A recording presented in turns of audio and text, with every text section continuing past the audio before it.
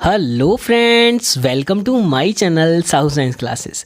प्यारे बच्चों, आज की वीडियो क्लास 12th भौतिक विज्ञान की है, जिसमें हम पहला चैप्टर कर रहे हैं अपना वैद्युत आवेश तथा क्षेत्र। जी हाँ, ये सेकंड वीडियो है और इस वीडियो से पहले मैंने वैद्युत आवेश क्या होता है उसके प्रकारों को बहुत ही अच्छे से समझाया था। तो अगर आपने वो वीडियो नहीं देखी है तो प्यारे बच्चों उसको ज़रूर देख लीजिएगा, आपको क्लियर हो जाएगा कि आवेश क्या होता है और उसके प्रकार क्या होते हैं।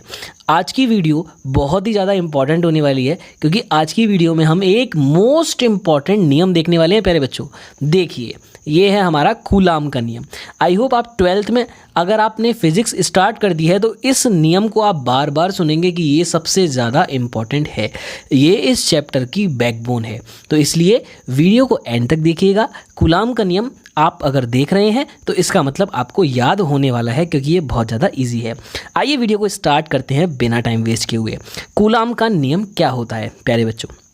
सबसे पहले मैं बार बार कह रहा हूँ, अगर आपने आवेश नहीं देखा है, जो कि मैंने लास्ट वीडियो में समझाया है, उसको जरूर देख लीजिएगा। उसके बाद ये तो 100% समझ में आ जाएगा। तो देखो, कूलाम नियम के अनुसार दो स्थिर बिंदु आवेशों के मध्य लगने वाला स्थिर वैद्युत बल।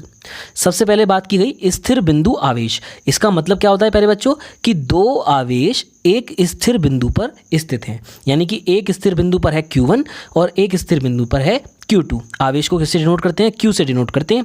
और ये है Q1 और ये है Q2, और ये एक बिंदु पर स्थित हैं और ये स्थिर हैं, यानी कि ये हिल नहीं रहे हैं, तो इसलिए बोला गया इनको स्थिर बिंदु आवेश। तो क्या बोला कूलाम ने कि कूलाम नियम के अनुसार दो स्थिर बिंदु आवेश, तो ये दो स्थिर बिंदु आवेश हो गए, के मध्य लगने वाला स्थिर वैद्युत बल। तो देखो, इनके बीच में बल कौन सा लगेगा? आवेशों के बीच में वैद्युत बल लगेगा। कौन सा बल लगेगा? वैद्युत बल लगेगा। और स्थिर आवेश हैं तो स्थिर वैद्युत बल लगेगा। समझ में आ गई मेरी बात? तो स्थिर वैद्युत बल F, ठीक है। दोनों यहाँ पर लगा दो कॉमा। दोनों आवेशों के गुणनफल के समानुपाती। दोनों आवेश क्या है? Q1 है और Q2 है। उनके गुणनफल के समानुपाती, यानी कि Q1 इंटू Q2, इनके बीच में क्या हो रहा है? मल्टीप्लाई हो रहा है, Q1 इंटू Q2। तथा उनके बीच की दूरी के, अब उनके बीच की दूरी कितनी मानी हमने? R मानी। उनके बीच की दूरी के वर्ग के, उनके बीच की दूरी के वर्ग के व्युत्क्रमानुपाती होता है। वर्ग के व्युत्क्रमानुपाती होता है, यानी कि F, और चिन्ह आ गया व्युत्क्रमानुपाती का 1/r²। तो देखा, मेरी बात समझ में आ गई? क्या था देखो, अभी याद हो जाएगा। आंख बंद करके सुनिए जरा एक बार कि दो स्थिर बिंदु आवेशों के मध्य, दो स्थिर बिंदु आवेश हो गए, लगने वाला स्थिर वैद्युत बल यानी कि F, दोनों आवेशों के गुणनफल के समानुपाती, यानी कि Q1 और Q2 के गुणनफल के समानुपाती, तथा दोनों आवेशों के गुणनफल के समानुपाती तथा उनके बीच की दूरी के, तो उनके बीच की दूरी कितनी है प्यारे बच्चों? R है। उनके बीच की दूरी के वर्ग के, यानी कि R² के व्युत्क्रमानुपाती, और व्युत्क्रमानुपाती का मतलब होता है उल्टा, यानी कि 1/r²। समझ में आ गई मेरी बात? देखिए, इसके बाद यहाँ पर देखो, एक बार कॉपी पे समझाता हूँ आपको। इसके बाद का सीन क्या है कि इसके बाद हो जाएगा F प्रोपोर्शनल है आपका Q1 इंटू Q2 है प्यारे बच्चों, ठीक है। क्या है? Q1 इंटू Q2 है। इसके बाद देखिए F इन्वर्सली प्रोपोर्शनल, यानी कि व्युत्क्रमानुपाती है 1/r² हो गया। क्लियर है इतनी बात? अब इन दोनों को हमने मिला दिया, तो जब इन दोनों को मिलाएंगे तो ये क्या हो जाएगा? Q1 इंटू Q2 अपॉन में हो जाएगा प्यारे बच्चों R² हो जाएगा। अब इसके बाद देखिएगा F, अनुक्रमानुपाती का चिन्ह हटाते हैं, अनुक्रमानुपाती के चिन्ह को हटाते हैं तो दो चीज़ आती हैं। एक तो आता है कांस्टेंट और एक आता है इक्वल का साइन। तो इक्वल का साइन लगाएंगे और यहाँ पर कांस्टेंट आता है K, ठीक है। Q1 Q2 upon R²। तो प्यारे बच्चे बोलो कि आपको फॉर्मूला समझ में आ गया कि नहीं आ गया? ठीक है, कमेंट करके जरूर बताइएगा। F = K Q1 Q2 upon R²। समझ में आ गई? जहाँ K क्या होता है? अनुक्रमानुपाती नियतांक है।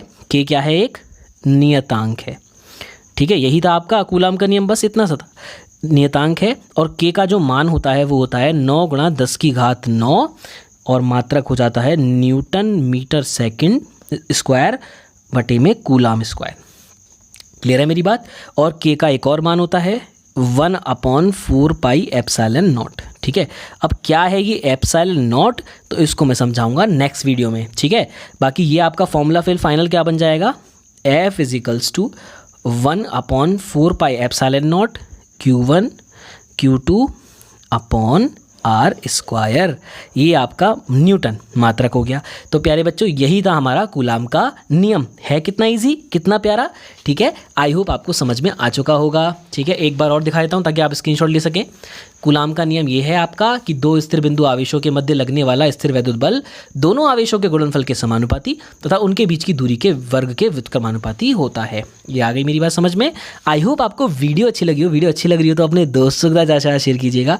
चैनल पे नए हैं तो चैनल को सब्सक्राइब कीजिएगा और वीडियो को लाइक कीजिएगा। कमेंट करके बताइएगा कि आपको और कौन कौन से टॉपिक पढ़ने हैं। बाकी मैं तो कोर्स करा ही रहा हूँ। मिलते हैं बहुत जल्द नेक्स्ट वीडियो में प्यारे बच्चों। तब तक के लिए गुड बाय गाइस।